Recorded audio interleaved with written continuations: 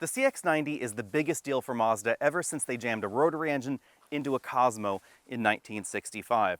Not just because this is the biggest Mazda currently in production, and not just because it's their new flagship, but because this is based on a new rear-wheel drive flagship platform designed around inline sixes, standard hybrids, optional plug-in hybrids, and a serious dedication to driving dynamics.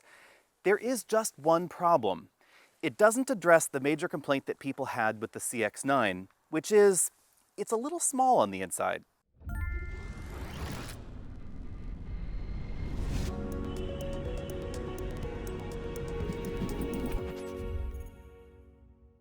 The CX-90 is part of Mazda's mission to be seen as an Acura and Lexus competitor, sort of a luxury alternative, and not just a competitor to the Highlander and Pilot. If I were choosing a vehicle simply based on styling and driving dynamics, I would take this over the Acura MDX or the new Lexus TX any day.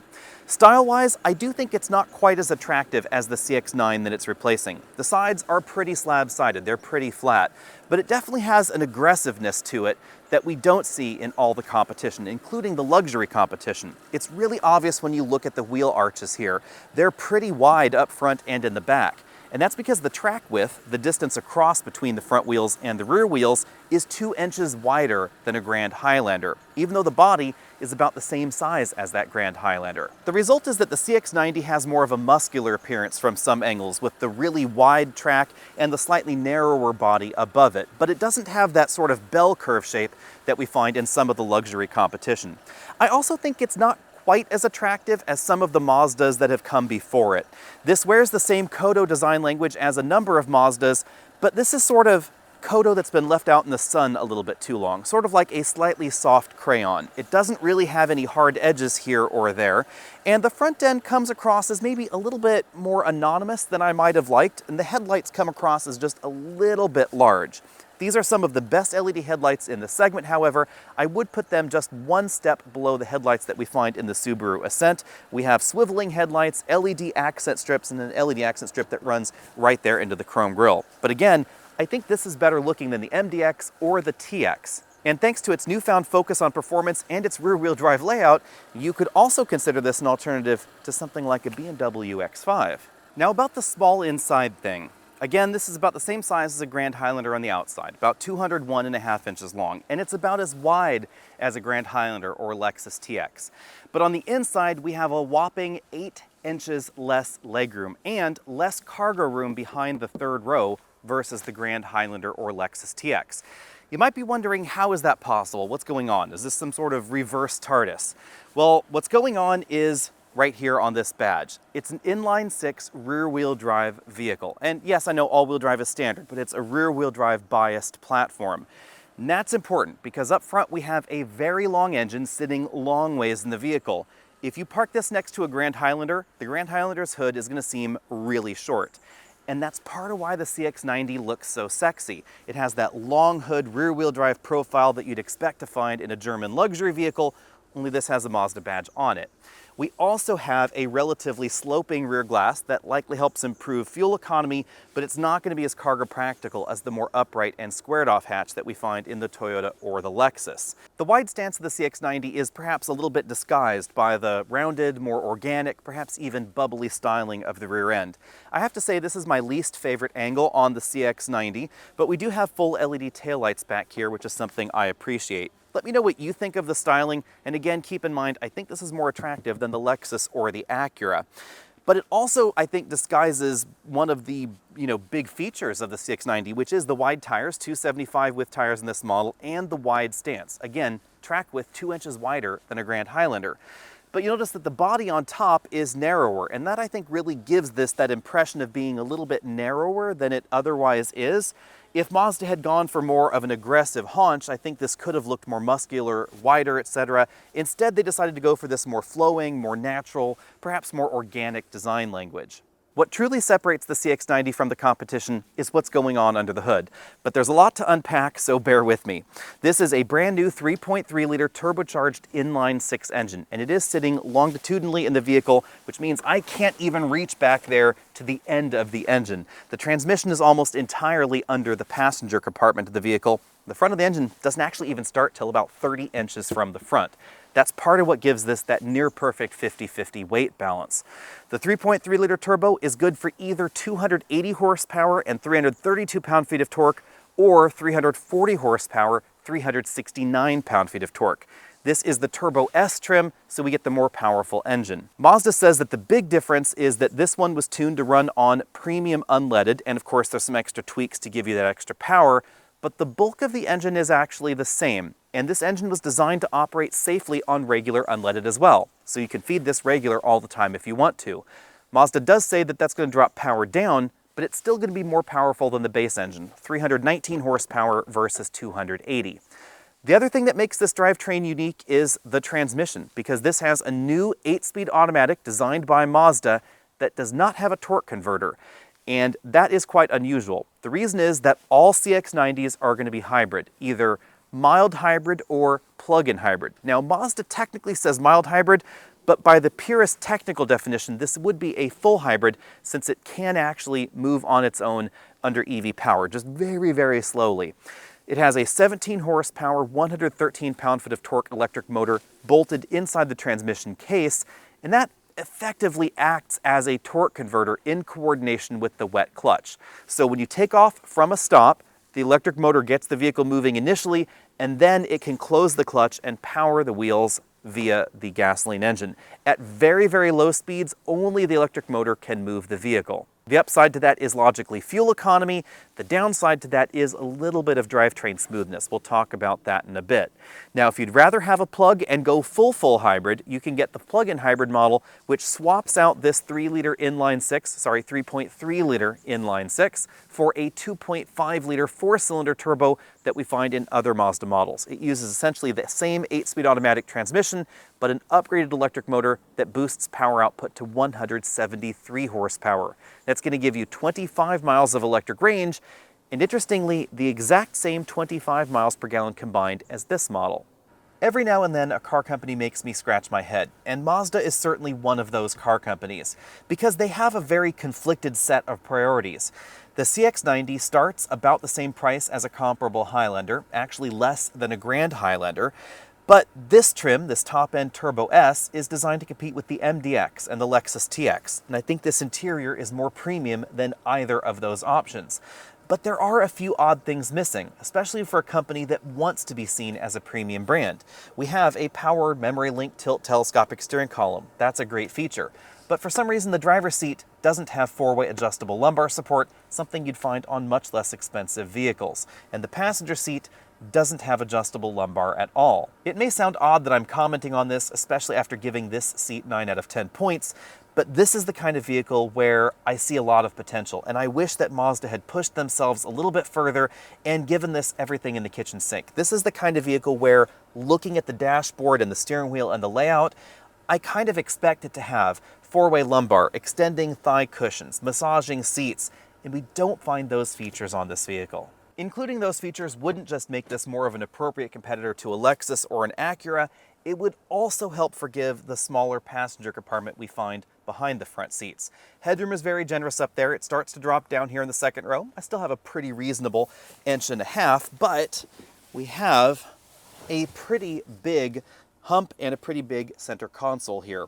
You'll find 7 or 8 seats in the base version of the CX-90. That 8-seat version is going to be very, very tight in the way back. 3 people across the middle, however, absolutely no problem, except for this very large console up front.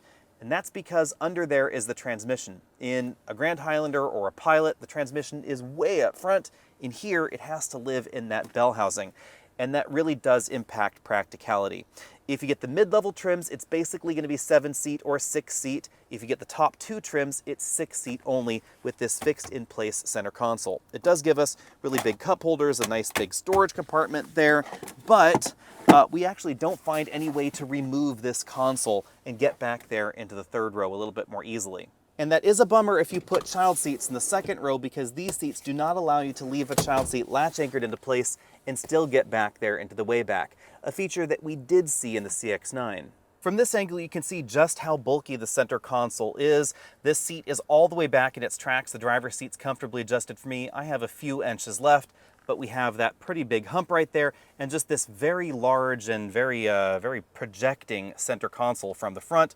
Also a pretty large console in the back, but it does have some padded edges to make it a little bit more comfortable on your knees. As long as you don't have a child seat latch anchored into place, getting into the third row is pretty easy seeming at first, but the footwell is very tight back here in the third row. And again, keep in mind, we actually have more regular Highlander-like room back here than Grand Highlander room, so I actually can't even put this seat all the way back in its tracks. My feet just don't have room there. I also don't have a great deal of headroom. My head is basically touching the ceiling right back here in the third row. If you get the models with 8 seats, keep in mind this rear bench is narrower than the one that we find in a lot of the competition because we have wider tires, and it's just simple physics. 275 width tires, the same body width that we find in a Grand Highlander, means it's not going to be quite as spacious across in the third row. On the other hand, if you want a plug and 8 seats, this is one of the very few vehicles in the entire world that will offer that feature, because you can get the plug-in hybrid with either 7 or 8 passenger seating.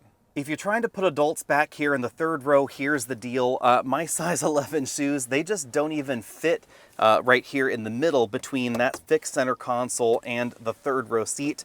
I can squeeze 1 foot kind of under that second row seat, but there's just really nowhere for my other foot to go.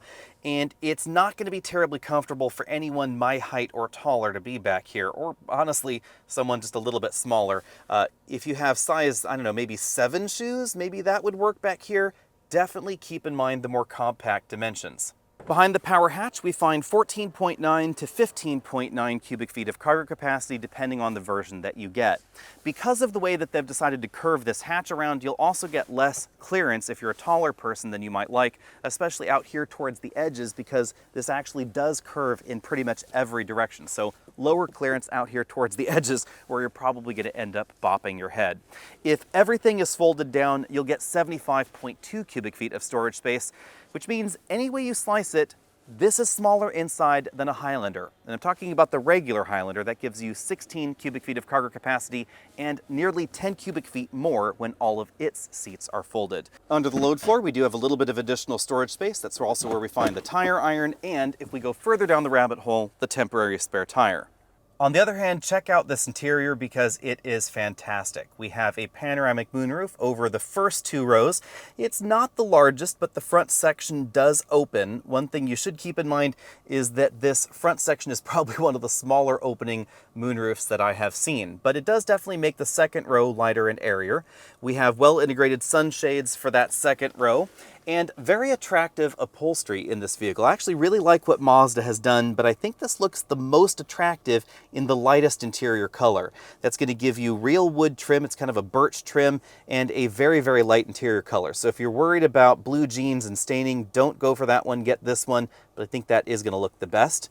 We have a suede insert in the front and second row seat backs. You'll notice that the third row is slightly different. It's just a leather insert there, so it does look a little bit different.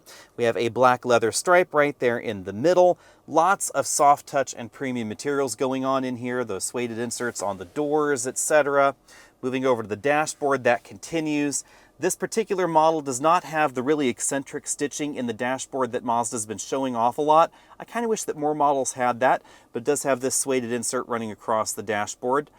Let me know what you think about that air vent design. I discovered upon entering and exiting the vehicle really briskly that I bopped my knee on that relatively sharp corner. That's the only flaw that I find design-wise with this interior.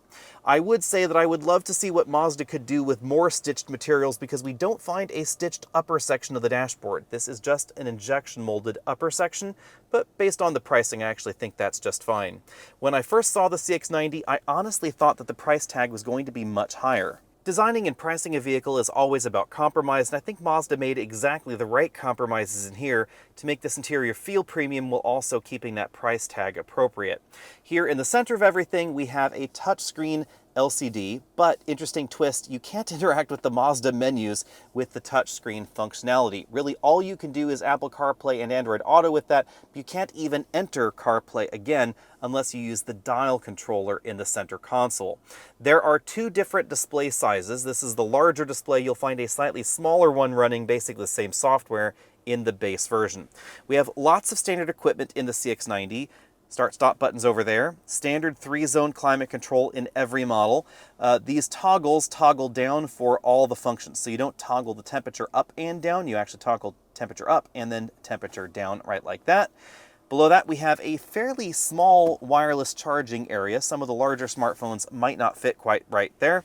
This center console actually is one of the complaints about the CX-9 that has not really changed with CX-90. The console is definitely big and bulky, but at least in this vehicle, it has a reason for that. Because again, transmission is living basically under there. Over here, we have the drive mode selector, 2 big cup holders over a door, and you can see that the transmission hump actually bulges out a little bit over there in the passenger footwell area.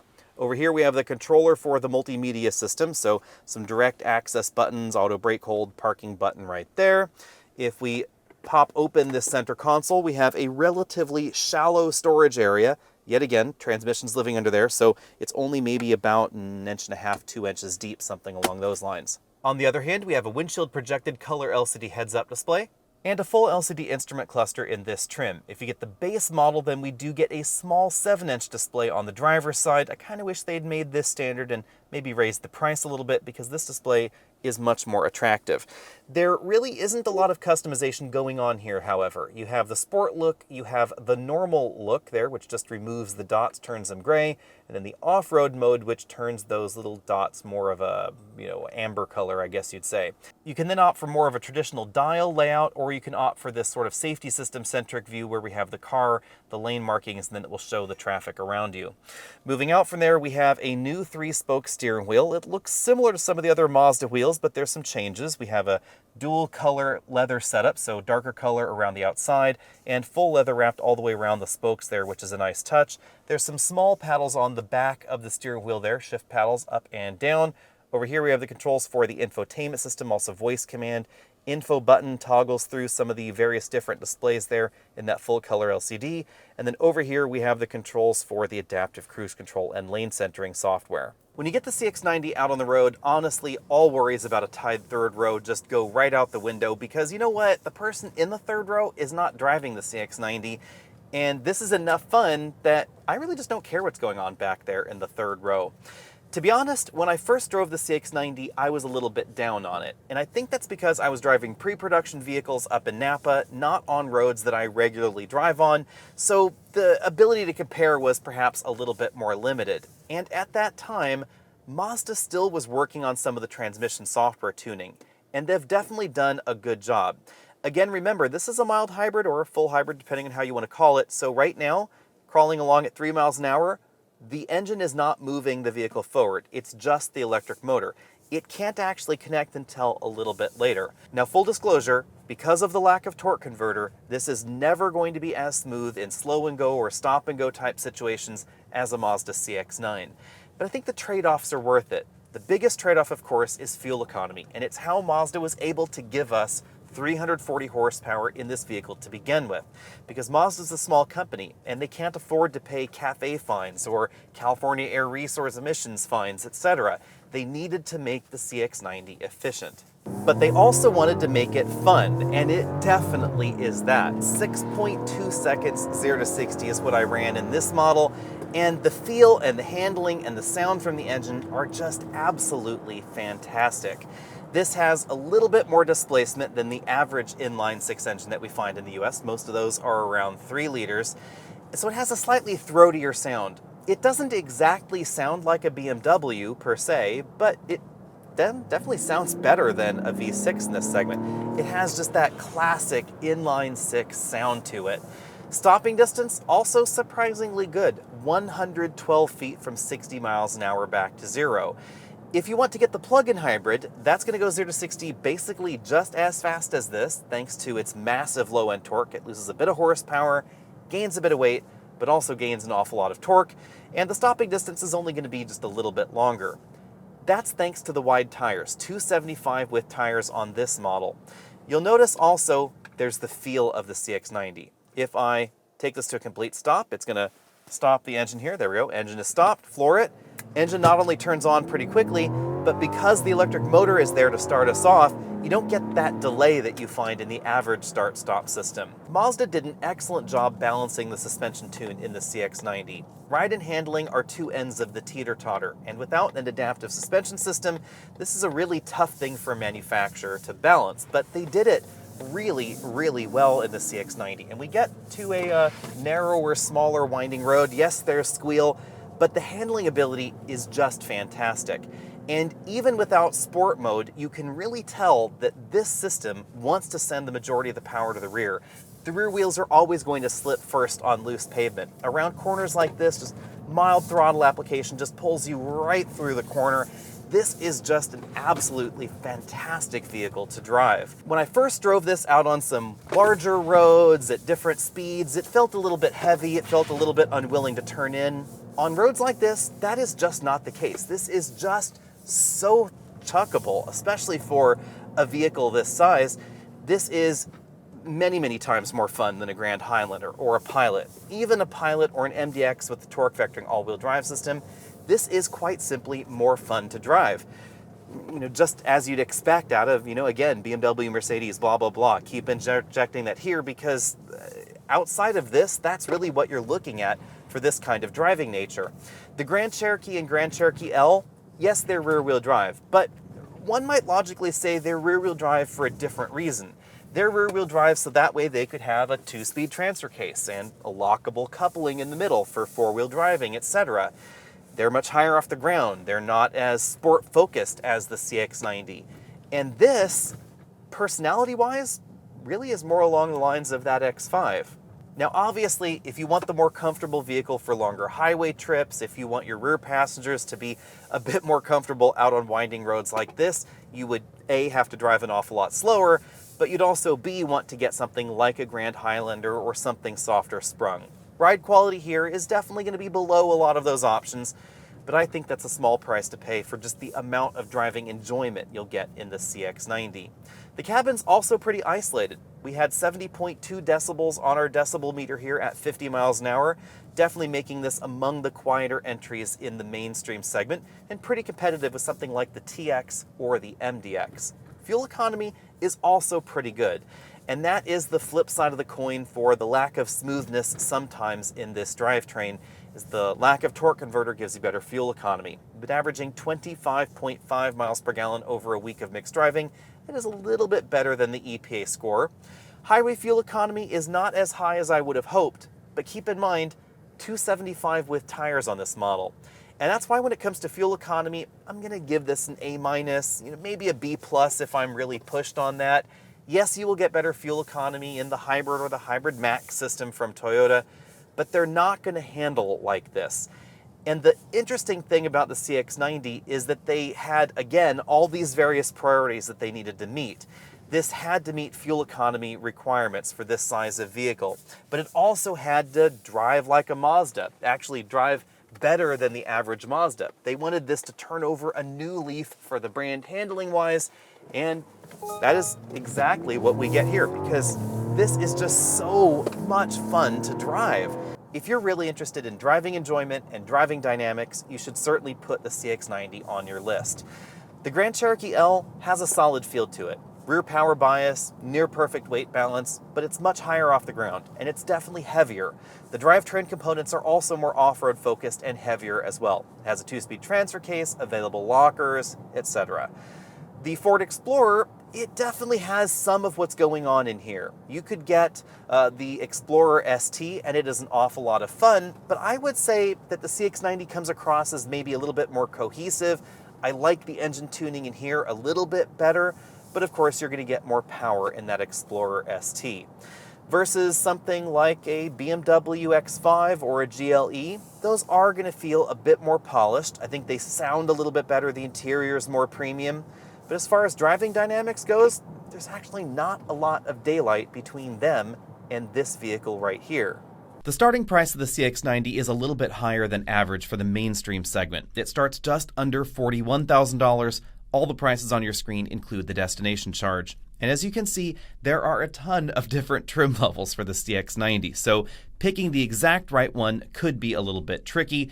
I would say head over to the Mazda website, decide which feature you absolutely must have, and that's really going to dictate where you're going to line up on this chart. But you should also know that the CX-90 comes fairly well equipped for a relatively base model when we're talking about the quote-unquote base trims. And that's why the price tag is a little bit higher. Without further ado, let's just dive through the competition. First, let's see how the pricing stacks up. As you can see, there are significantly less expensive starting models out there, but keep in mind that some of these, especially vehicles like the Kia Telluride, are going to have a reasonable markup on them. Also keep in mind that if we take a look at, say, a Toyota Grand Highlander and the Lexus TX, which kind of sort of compete with the CX-90, you'll notice a really broad pricing range here. We also have a bunch of hybrid models in those lineups though, so if you're looking at fuel economy, going for something like a regular Highlander or a Grand Highlander hybrid, they're probably going to be your best bet. Let's instead focus, though, on more direct competitors for the CX-90. In the mainstream segment, the first model has to be the Ford Explorer. Now, the Ford Explorer, there's something to know about it. For 2024, it's going to be the same as 2023. We don't know exact pricing yet, but expect it to stick pretty close. The rumor mill has been telling us that we should get an updated Explorer in 2024, but it turns out it's not going to be a 2024 model year Explorer. It's probably going to be 2025. So for the first portion of 2024, we're going to get the same Explorer that we see now. Then we're going to get some interior updates, possibly an exterior refresh as well. The Explorer is significantly less expensive. It starts at $36,760.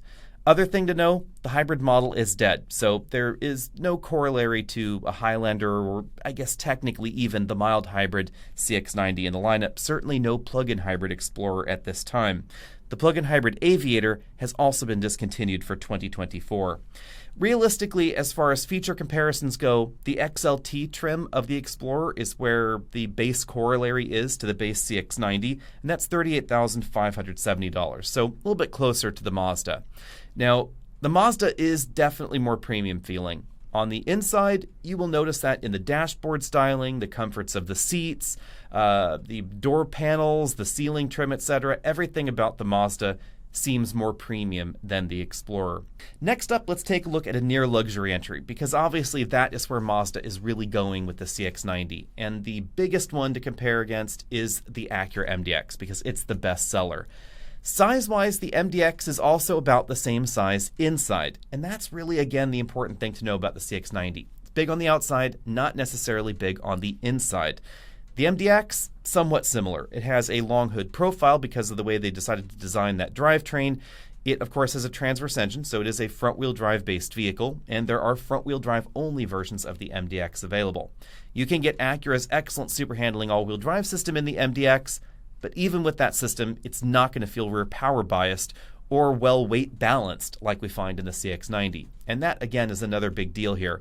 You could obviously put grippier summer tires in your CX-90 and have fantastic handling, but even straight out of the box, it scores very well against something like the MDX Type S. The Type S gives you a little bit more power.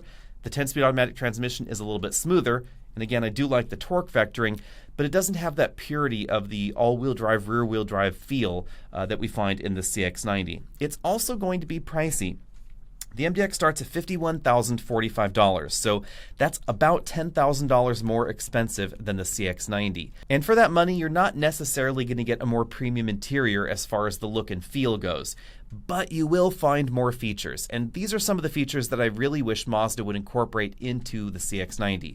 Features like an adaptive suspension system, front seat massage, more adjustable lumbar. These are features you'll find in the luxury segment. Inflatable bolsters, extending thigh cushions, more seat options for the back, etc. Mazda decided not to go in that route with the new CX-90.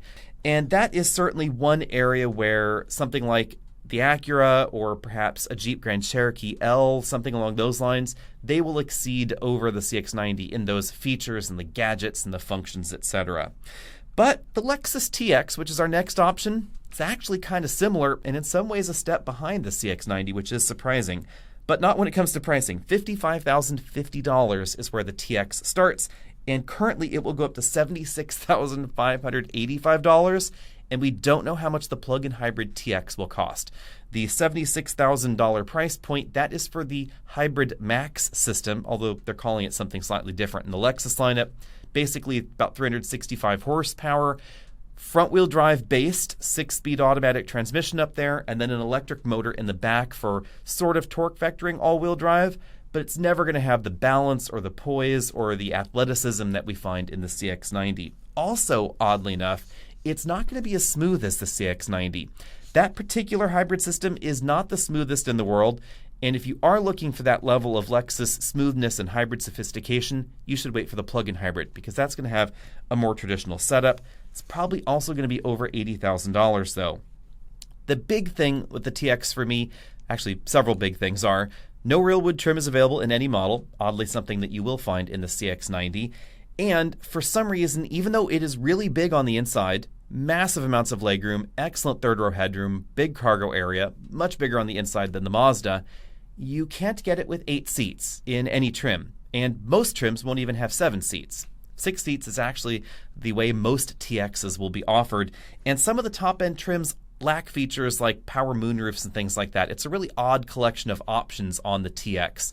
Now, the biggest competitor, I think, to the CX-90 is going to be something like the GMC Acadia. And I know at this point, some Mazda fans are really going to raise their eyebrows at this, but the new Acadia has grown considerably. It is really roomy inside, and the interior is shockingly good, I will say. I was able to experience not only the Denali trim, which is clearly going to be the most expensive, but also the new AT4 trim. And both were very, very good on the inside. GMC is really going in a different direction with significantly more premium materials, more stitched content on the dashboards and the doors, etc., open pore real wood trim, and massive screens. You'll get a 15-inch center display standard, an 11-inch instrument cluster standard in the Acadia. It's going to have a 2.5-liter turbo engine standard, producing 328 horsepower, and you can get a torque vectoring rear axle in the off-road trims as well. But perhaps more important, for some families especially, is that the Acadia is going to be offered in an 8-seat format. 7 seats is going to be as low as you go. There is no 6-seat version of the Acadia, so there's always going to be a little bit more seating capacity than especially in the Lexus TX or the Acura MDX, and in that respect, it's a solid competitor to the CX-90, because the CX-90 is one of the few 3-row plug-in hybrid things that we can get in North America. It's the only one of them that will give you an 8th seat inside. Now bear in mind, I haven't driven the Acadia or the Chevy or the Buick or the Cadillac version of this platform just yet. Those videos should be coming up early in 2024. So the grayed out stars are based on my own guesswork, based on what I've seen from GM. We don't know final details until then. But one feature I know a lot of folks have been interested in is that the GMC Acadia is going to offer Super Cruise in several different trim levels. This is, bar none, the best hands-free driving system we currently have available in North America, and it's going to be one of the few hands-free systems even offered in this segment. Bottom line for the CX-90, it's a solid SUV with a significant focus on performance and handling ability, but not enough of a focus on family friendliness and roominess on the inside, I would say. In fact, the interior feels a little bit tight, and that was one of the major complaints about the CX-9 when it was first launched, and logically the reason that a lot of folks decided to pick something else.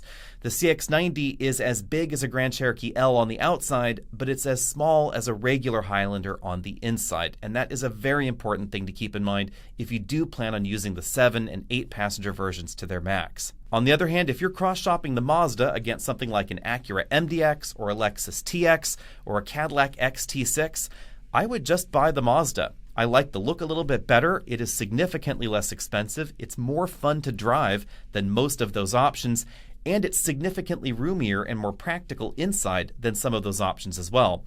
The Volvo XC90 is a little tight in the third row. The CX-90 actually is a little better there, and you won't find any version of the MDX that will seat 8. Be sure and let me know what you think about that down there in the comments section, and has Mazda done enough, or did they really need to make the CX-90 roomier? I honestly believe they could have incorporated more storage inside without too much trouble. We definitely see more storage space available in the Ford Explorer, but they decided to go in a slightly different direction, and some of that may have to do with the desire to put an inline-6 engine under the hood. Let me know what you think about that. Find me over at Facebook, Twitter, Instagram, all those other social places. Hit that subscribe button, the like button, etc. I'll see all of you next week.